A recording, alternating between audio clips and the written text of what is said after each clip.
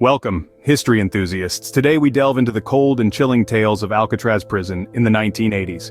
Picture this: a rocky island in the heart of San Francisco Bay. Its name echoes through the annals of the American penal system as a symbol of isolation, punishment, and retribution. This is Alcatraz, the notorious federal penitentiary that operated from the 1930s to the 1960s, and then, interestingly, experienced a brief resurgence in the 1980s. Known for its high-security measures, Alcatraz was a fortress built to house the country's most dangerous criminals.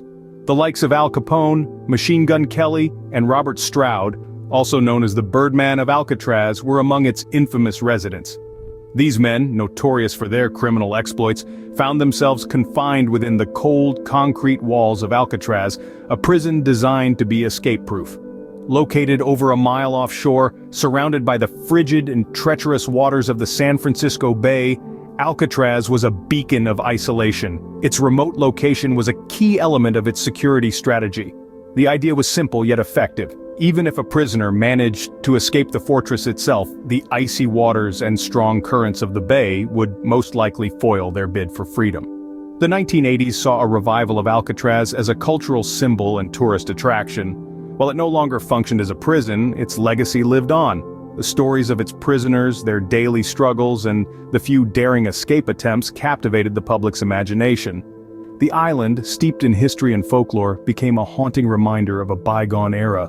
But what was life really like for the prisoners of Alcatraz? What did their daily routines look like? How did they cope with the isolation and the harsh conditions? We're about to explore these questions and more. As we dive deeper, prepare yourself for a journey through the daily life of an Alcatraz prisoner. Imagine waking up to the sound of a harsh bell, signaling the start of another day in Alcatraz. In the dim morning light, the inmates would stir, roused from their restless slumber by the clangor of the wake-up bell. It was a jarring interruption to the silence of the early dawn, a reminder of the harsh reality of life within these cold, gray walls. Mornings in Alcatraz were a rigidly controlled affair. The routine was the same every day, a monotonous repetition of events that began with the roll call. The guards would march down the rows of cells, counting off the prisoners one by one. It was a methodical process, devoid of any personal interaction, just numbers and names tallied and checked off a list. Following the roll call, breakfast was served.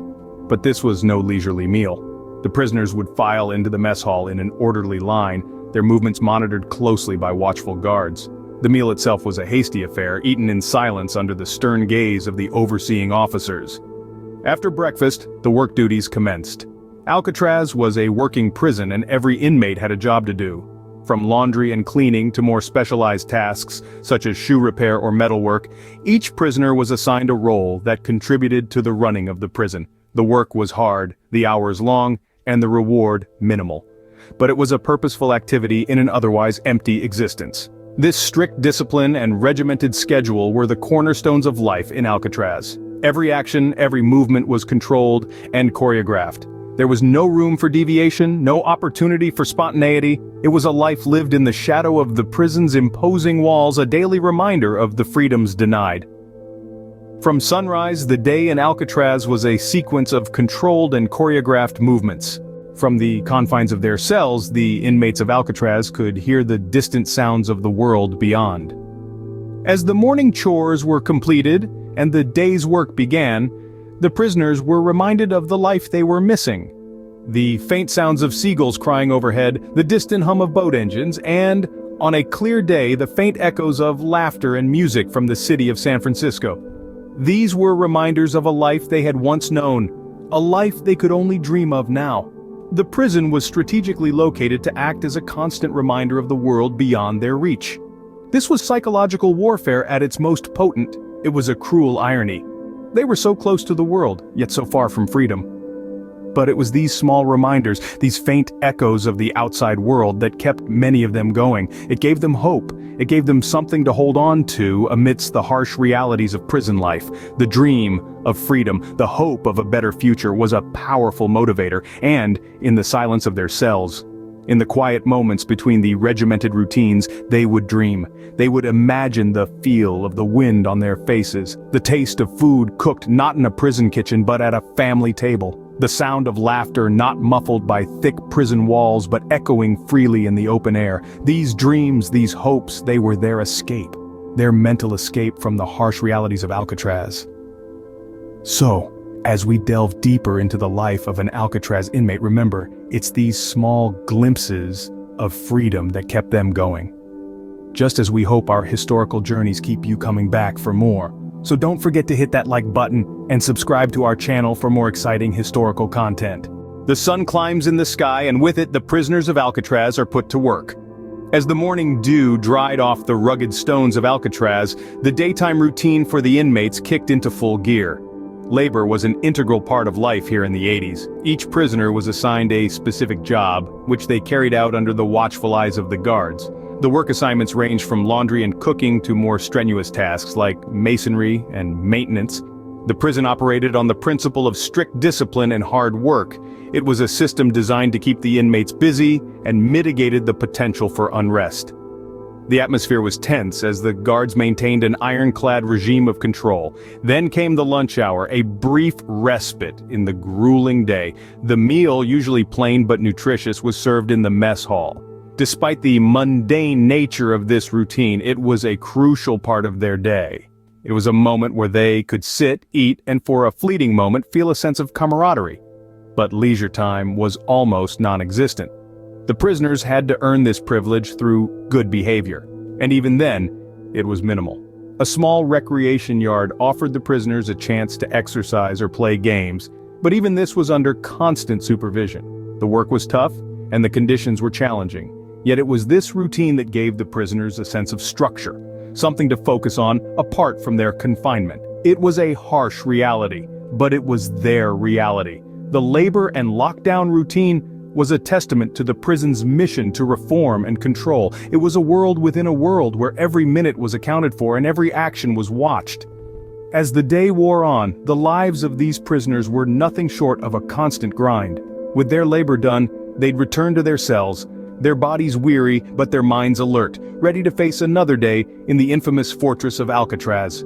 As the sun sets, the prisoners would retreat back to their cells, but not for rest. The evening routine in Alcatraz was a harsh reminder of the grim reality these men faced daily.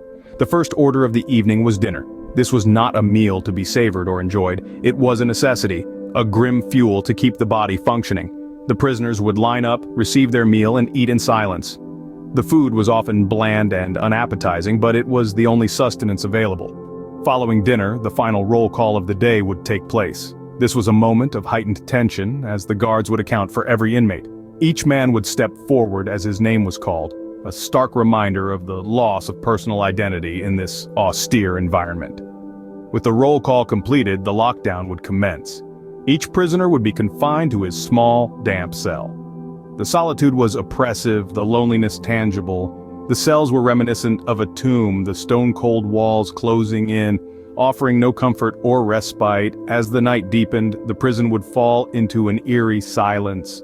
The only sounds would be the occasional echoes of a prisoner's despair. The solitude of the evening was a constant reminder of the isolation imposed by the prison system. Even within the confines of their cells, the prisoners were alone with their thoughts, their regrets, their fears. The silence was not only physical but also psychological. The prisoners were cut off from the world, from their loved ones, from any semblance of a normal life. This was the harsh reality of Alcatraz, a life of confinement, solitude, and despair. Despite the harsh conditions, the prisoners found ways to endure. Whether it was through reading, writing, or simply dreaming of a life outside, they found ways to keep their spirits alive.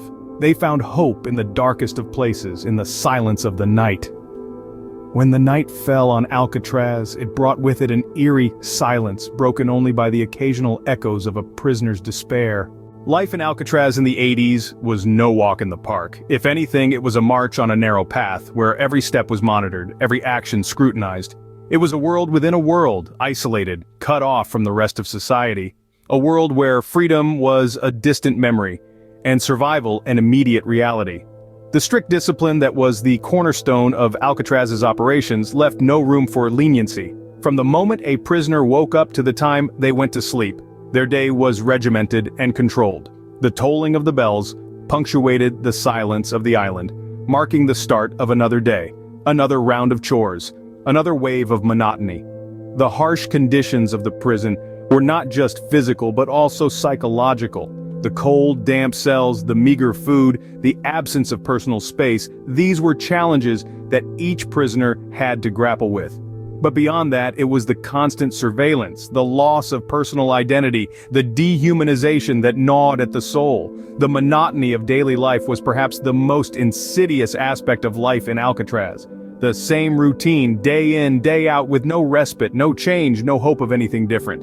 It was a routine designed to break the spirit, to crush any semblance of resistance. And for many, it did just that. The psychological impact of such a life cannot be overstated. The isolation, the confinement, the constant reminder of one's status as a prisoner, it could drive a man to the brink. And yet, it was also a testament to human endurance and survival. For every prisoner who broke under the pressure, there were others who found a way to adapt, to endure, to survive. From dawn to dusk, every minute in Alcatraz was a testament to human endurance and survival. That was life in Alcatraz in the 80s, a life that was, in many ways, a life sentence in itself. Before we close this chapter on Alcatraz, it's important to consider the lasting impact of this infamous prison. The echoes of Alcatraz still resonate today, not just in the physical remnants of the prison itself, but in the wider context of the American penal system. The harsh conditions and strict discipline that were the hallmark of Alcatraz have left an indelible mark on the collective consciousness, shaping our understanding of what a prison should be and how prisoners should be treated. The legacy of Alcatraz is a stark reminder of the dehumanizing effects of incarceration and the psychological toll it takes on those who endure it. It serves as a cautionary tale, a reminder of the lengths to which society can go in its pursuit of justice and order. And yet amidst the harshness and brutality, there are also stories of resilience, of survival, of human spirit that refuses to be crushed.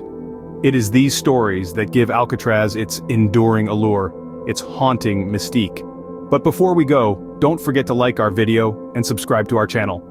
Your support allows us to bring you more intriguing tales from history. Stay with us as we continue to explore the shadows of the past and uncover the stories that time has left behind. Until next time, remember, history is not just about the past, it's about understanding the present and shaping the future.